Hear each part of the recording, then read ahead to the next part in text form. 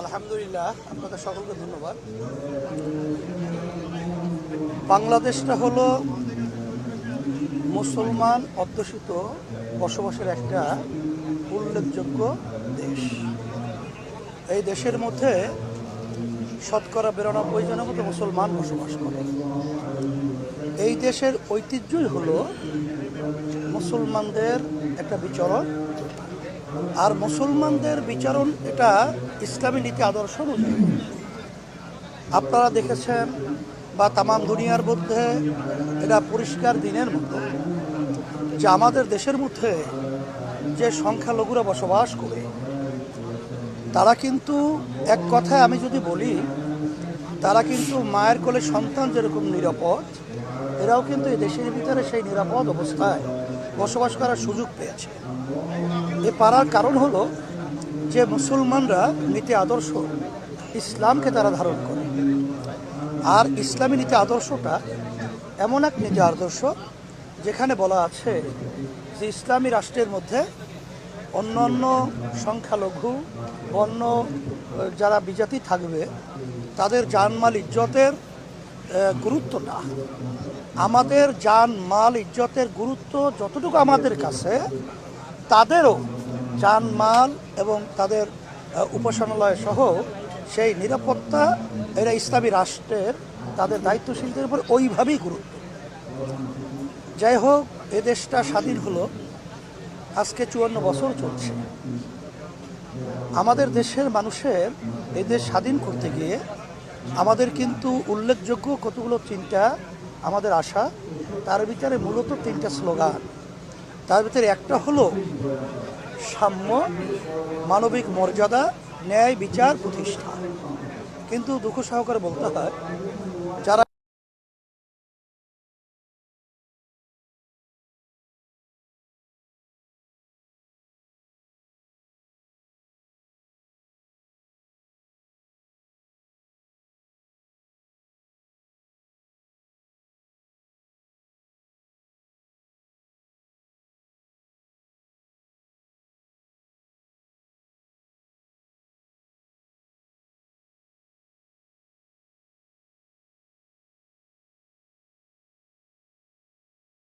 মূল্য 5,700 কোটি টাকা, এই টাকাগুলো তো তারা ক্ষমতার চেয়ারে বসে আমাদেরকে বোকা পেয়ে ধোকা দিয়ে এই টাকাগুলো তারা পাচার করেছে।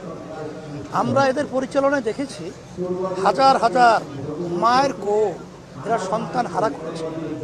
এদের নির্যাতন, এদের আচারও, যেটা আইয়ামে জাহিলিয়াত পর্যন্ত ইতিহাসকে হার মানিয়েছে। আপনারা দেখেছেন আয়না ঘরের মতো যে মানুষকে কষ্ট দেওয়া যে কারখানা তারা তৈরি করেছে, এরা তামাম দুনিয়ার ভিতরে ইতিহাস বিরল, এ ঘটনা দেখা যায় না। এখন আমাদের কথা হলো যে এদেশের মানুষ যারা নাকি একটু দুর্বল থাকে, তাদের এখানে আইনের দিক থেকে বিচার পাবে, তাদের ন্যায়, সেই পরিবেশটা ওই দেশে নাই। আমরা দেখেছেন, আমরাও দেখি যে আওয়ামী লীগের সময় যাদেরকে কেসের মাধ্যমে বছরকে বছর, যুগের পর যুগ তাদেরকে জেলের ভিতরে আবদ্ধ করে রাখা হলো, তাদের সংসার বিলীন হলো, সন্তানগুলো বাপের চেহারা দেখার ব্যাপারে তারা কষ্টের দিন রাতে যাপন করলো। আবার এই সরকার পরিবর্তনের পরই সব আবার বেকসুর খালাস পেল। তাহলে বোঝা গেল যে আইনের ব্যবস্থায়ও এখানে মানুষ বসবাস করার মতো পরিবেশ আসলে বাস্তবে নেই। এরপরে আপনারা দেখেছেন যে এই দেশের ভিতরে যে পরিমাণ চাঁদাবাজ, এমনকি একটা পানের ব্যবসায়ী, আমার ছোট দোকানদার, তার তো একটা পানের দোকানে কী বা বিক্রি হয় আর কী বা তারা টাকা ইনকাম করে, সেখানেও তাদেরকে চাঁদা দিয়ে তারপর তাদের দোকানদারি করতে হয়। রাস্তার পাশে একটা ফলের দোকানদার, তাকেও চাঁদা দিতে হয়। এমনকি চাঁদার ব্যাপারে ভাগ বাটোয়ারা নিয়েও নিজেদের কন্দলের ভিতরে 200 উপর মানুষ নিজেরা নিজেরা মেরে ফেলেছে। এমনকি দেখা যায় যে অনেক ক্ষেত্রে কেন্দ্রীয় নেতা পর্যন্ত তাদের কাছে নিরাপত্তা না। এই দেশের ভিতরে 5ই আগস্ট 2024 যে গণ অভ্যুত্থান হলো, বৈষম্য বিরোধী, মানে বৈষম্য দূর করবে, এই জন্যই কিন্তু মানুষ রক্ত দিয়েছে, জীবন দিয়েছে। আজকে মানুষ পঙ্গু হয়েছে, শত শত মানুষ চক্ষু হারিয়েছে, এর তো একটা লক্ষ্য উদ্দেশ্য ছিল যে আমাদের দেশটা সেই পিছনে 53 বছর 54 বছরের সেই ইতিহাসে আমরা আর ফিরে যেতে চাই না। এখন আমরা চেয়েছি এই দেশটা স্বাধীন, আমরা স্বাধীনভাবেই দাঁড় হব। আর আমরা ভারত সহ অন্যান্য আধিপত্য যারা বিস্তার করতে চায়, যারা আমাদের দেশকে প্রিসক্রিপশনের মাধ্যমে পরিচালিত করতে চায়, এরা যেন আমাদের দেশকে আর পরিচালনা করতে না পারে। আমাদের দেশ নিয়ে আমরা চিন্তা করব, আমাদের দেশে উন্নয়ন আমরা করব, এবং আর যেন কোনো মায়ের কোল খালি না হয়, আর সন্তান মা যেন ওই চিৎকার মেরে আর সেই শব্দ আমাদের কানে শুনতে না হয় যে আমার সন্তান আজকে কয়েকদিন পর্যন্ত আমাকে মা বলে ডাক দেয় না। এই কথা যেন আমাদের কানে আর শুনতে না হয়। আর শত শত আমার উদীয়মান মেধাবী সন্তানগুলো যারা চক্ষু হারিয়েছে আর কোনোদিন আলো দেখবে না, আর যেন এরকম চক্ষু হারাতে না হয়। আর অনেকে এরকম পঙ্গু অবস্থায় জীবনে আর তারা স্বাভাবিক হবে না, এই পঙ্গুত্ব আমাদের দেখতে না হয়। আর ব্যবসায়ী ভাইয়েরা তারা যেন তাদের নির্দ্বিধায় স্বাধীনভাবে তারা যেন তাদের ব্যবসা পরিচালনা করতে পারে, এবং আমাদের দেশের টাকা যেন বিদেশে পাচার করতে না পারে, এবং সর্বত্র যেন একটা সুন্দর পরিবেশ, ন্যায়, সাম্য এবং যেটাকে বলা হয় মানবিক মর্যাদাটা এটা যেন বাস্তবায়ন হয়। এর জন্য 5ই আগস্টের পরে আমরা যেটা দেখেছি যে বাংলাদেশের ভিতরে যে ক্ষেত্র তৈরি হয়েছে, সেই ক্ষেত্রটা হলো এখন ইসলামের পক্ষের ক্ষেত্র। কারণ সব শ্রেণীর মানুষ পেশা সবাই বলতে গেলে মুখে তাদের একটাই কথা যে আমরা আওয়ামী লীগের শাসন দেখেছি, আমরা বিএনপির শাসন দেখেছি, আমরা জাতীয় পার্টির শাসন দেখেছি, অন্য আদার্স অনেক শাসন দেখেছি, কিন্তু আমরা ইসলামের শাসন, ইসলামী নীতি আদর্শের বাস্তবায়ন এটা আমরা দেখি নাই। এই জন্য আমরা চাইতেছি যে একবারের মতো হলেও আমরা ইসলামী শক্তিটাকে আমরা ক্ষমতার আসনে বসিয়ে আমরা দেখব যে আসলে আমরা যা চাওয়া পাওয়া এটা আমরা পাই কিনা। এর জন্য মানুষ অধীর আগ্রহে অপেক্ষায় তারা দিন রাত্রি গুনতেছে যে তারা ইসলামের পক্ষে তারা সমর্থন জানাবে। আমি সারা দেশে সফর করার পরই আমার কাছে এইটাই মনে হলো। আর সাথে সাথে আপনারা যে বলেছেন যে অন্তর্বর্তীকালী সরকার, তারা তো বাংলাদেশের মানুষের ভোটের মাধ্যমে তারা কিন্তু সরকার গঠন করে নাই। আমরা কিন্তু আমাদের দেশের এই যে কথাগুলো বললাম এটা বাস্তবায়নের জন্য আমরা কিন্তু ইউনূস সাহেবকে আমরা তাকে জোরপূর্বকই বলে আমরা তাকে নিয়ে এসেছিলাম। এবং অন্তর্বর্তীকালী সরকার আমাদের চাওয়া পাওয়া ছিল যে দেশের মৌলিক একটা সংস্কার হবে, এরপরে দৃশ্যমান একটা বিচার হবে, এরপরে জাতীয় একটা নির্বাচনের পরিবেশ করবে।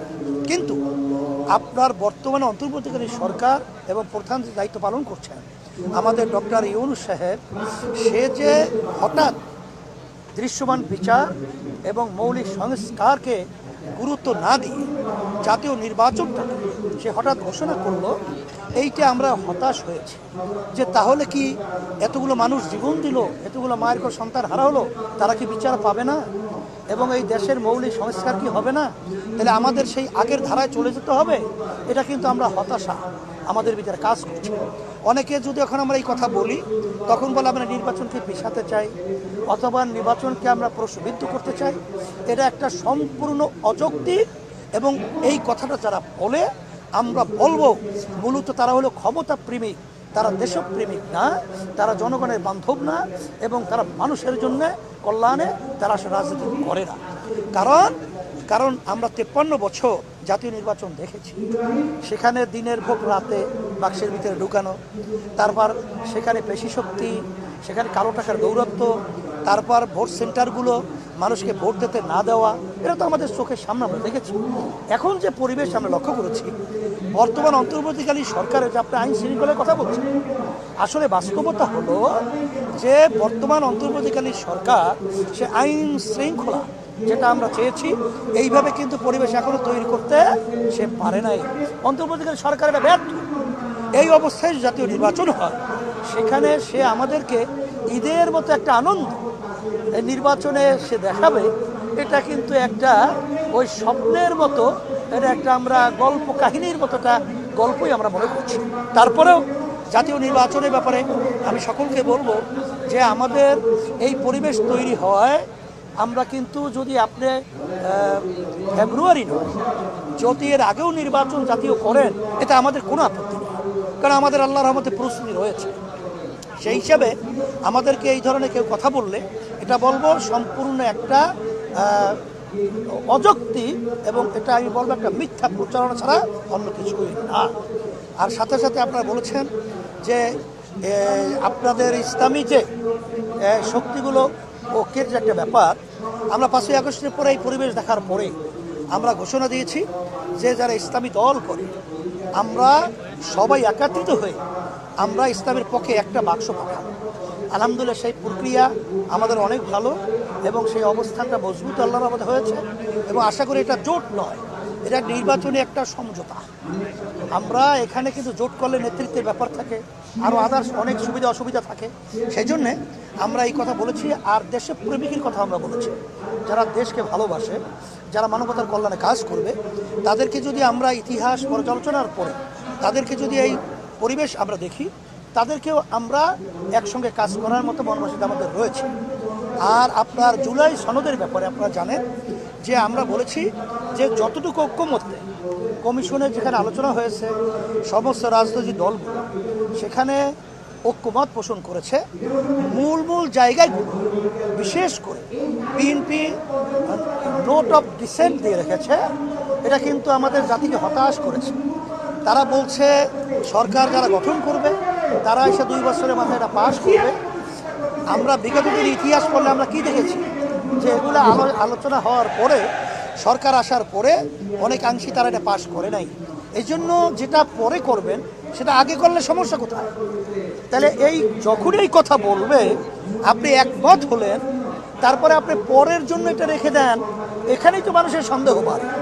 এই জন্য আমরা বলেছি জুলাই যে চেতনা এবং জুলাই যে সনদটা তৈরি হয়েছে এটার আইনি ভিত্তি নির্বাচন তফসিল ঘোষণার আগেই আইনি ভিত্তির পরিবেশ করতে হবে। এই জন্য ওখানে সিদ্ধান্ত হয়েছে যে গণভোটের মাধ্যমে এটা আইনি প্রক্রিয়ার পরিবেশ তৈরি করবে। সেখানে আবার বিএনপি একটা কথা বলেছে নির্বাচনের দিন মানুষ থাকবে ভোটের জন্যে অধীর আগ্রহে, কখন ভোট দেবে, লোক আনবে, অমুক করবে, সমুক করবে। সেখানে এত বড় একটা গুরুত্বপূর্ণ বিষয়, ওখানে একটা হাসতামশার মতো হয় না, সেখানে টাকারই দেখায় অমুকটা। যে টাকাগুলো পাচার করে গেছে দেশ থেকে বিদেশে, তার কি 100 ভাগের 1 ভাগও কি এতে খরচ হয়? তাও তো হয় না। আর টাকা তো বাংলাদেশে মানুষের শান্তির জন্য, দেশ সুন্দর করার লক্ষ্যে। এখানে আইনি ভিত্তি জুলাই সনদের এটা আগেই দিতে হবে। এটা আমাদের বাংলাদেশের মানুষের দাবি, জনগণের দাবি এবং আমাদের রাজনৈতিক দলদের সকলেরই দাবি। সেখানে বিএনপি কেন গরিবেশ করছে এটা কিন্তু আমরা বলবো যে ডালমে কুচ কালো হয়, এর ভিতরে হয়তো বা কোনো ধরনের ষড়যন্ত্র থাকতে পারে। এটা আমরা বলবো, তাদেরকেও অনুরোধ করছি রাগ করবেন না, বিএনপি যারা করেন বা অন্যান্য যারা করেন, আমরা কিন্তু দেশের জন্যে, মানুষের কল্যাণের জন্য বলছি যে গণভোট যেহেতু আপনারাও একমত হয়েছে, সেটা আগে যদি হয় সমস্যাটা কোথায়? এই সমস্যাটা তো আমাদের নজরে পড়ছে না। তফসিল ঘোষণার আগে এটা করলে অসুবিধাটা কোথায়? সেই অসুবিধা আপনারা এটা রাখবেন না, আর মানুষকে কষ্ট দিবেন না। কারণ বারবার আমরা মায়ের কোল সন্তান হারা করেছি, এই দেশকে আমরা বারবার চোরের দিতে ফাঁস বানিয়েছি। এদেশের ভিতরে দেশের টাকা বিদেশে পাচার করার প্রবণতা আমরা দেখেছি, আর এই দেশটাকে একটা অনিশ্চয়তার দিকে আপনারা যে কোনো রাজনীতি বলেন বা যারাই করেন, যারা দেশপ্রেমিক রয়েছেন, ইসলাম প্রেমিক রয়েছেন, মানুষের পক্ষে যারা কল্যাণের প্রেমিক রয়েছেন, তাদের সকল কথা আহ্বান জানাবো, আসেন আমরা সবাই একত্রিত হই, আমরা দেশকে গঠন করি এবং দেশের কল্যাণের জন্য, মানবতার কল্যাণের জন্য, ইসলামের কল্যাণের জন্য আমরা সবাই কাজ করি। এটা সকলকে আমি উদাত্ত আহ্বান দিচ্ছি।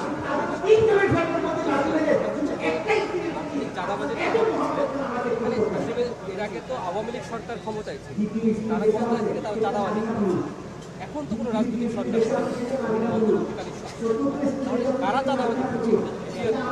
আরেকটা বিষয় হচ্ছে যে গাজীপুরের একজন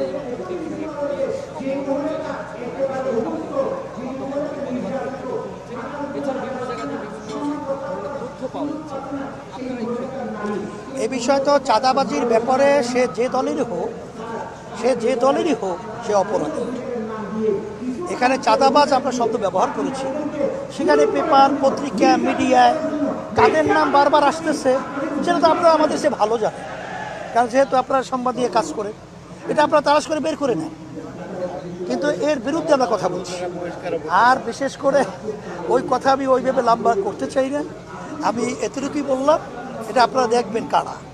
আর বিশেষ করে এই যে ইমাম সাহেবকে, খতিব সাহেবকে যে হঠাৎ অপহরণ করা হলো, সেখানে তাকে পাওয়া গেল, কিন্তু বর্তমান অন্তর্বর্তীকালীন সরকারের প্রশাসন দেখেন কত বড় উদাসীন, যে এখন পর্যন্ত এত বড় একটা কঠিন ঘটনা সে ব্যাপারে উল্লেখযোগ্য তাদের কোনো ভূমিকা আমরা লক্ষ্য করছি না। আর এরকম মানুষের জানমালের নিরাপত্তার ব্যাপারে এখানে কিন্তু তারা এখনই ব্যর্থ। আর নির্বাচনে যখন নাকি আসবে তখন যে আল্লাহ মাফ করুক, আমরা দোয়া করি এই জন্য ঘটনা না হয়, কত মায়ের কোল যে সন্তান হারা হবে, আর কত মানুষ যে পঙ্গু হবে, আর কত মানুষ যে তাদের এক কথায় একটা সংসার বিলীন হবে, এরকম পরিবেশ আমরা কিন্তু দেখছি। এর জন্যই বারবার বলছি যে সুন্দর লেভেল প্লেইং ফিল্ড এইটা তৈরি না হওয়া পর্যন্ত এই ধরনের ঝুঁকিতে পা দেওয়া, সামনে হাত বাড়ানো, এটা কিন্তু আমরা দেশের কল্যাণের জন্য বিরাট বাধা এবং মানুষের কল্যাণের বড় বাধা, এটা আমরা মনে করছি বিধায় আমরা বলছি। আমাদেরকে যদি কেউ সমালোচনা করেন, গালি দেন, আমাদের কিন্তু ইতিহাস যে 1987 সালে আমাদের দল প্রতিষ্ঠিত হওয়ার পরেও একজন এমপিও কিন্তু আমাদের সংসদে যায় নাই। সুযোগ কিন্তু বহুত ছিল, আওয়ামী লীগের চেষ্টা করেছে, বিএনপিও চেষ্টা করে, আরও আদার্স অন্য অন্য দলও কিন্তু করেছে, কিন্তু আমরা কিন্তু এই খুনিদের এবং যারা নাকি দুর্নীতিবাজ এবং যারা টাকা পাচার করে এবং চাঁদাবাজি করে এদের সহ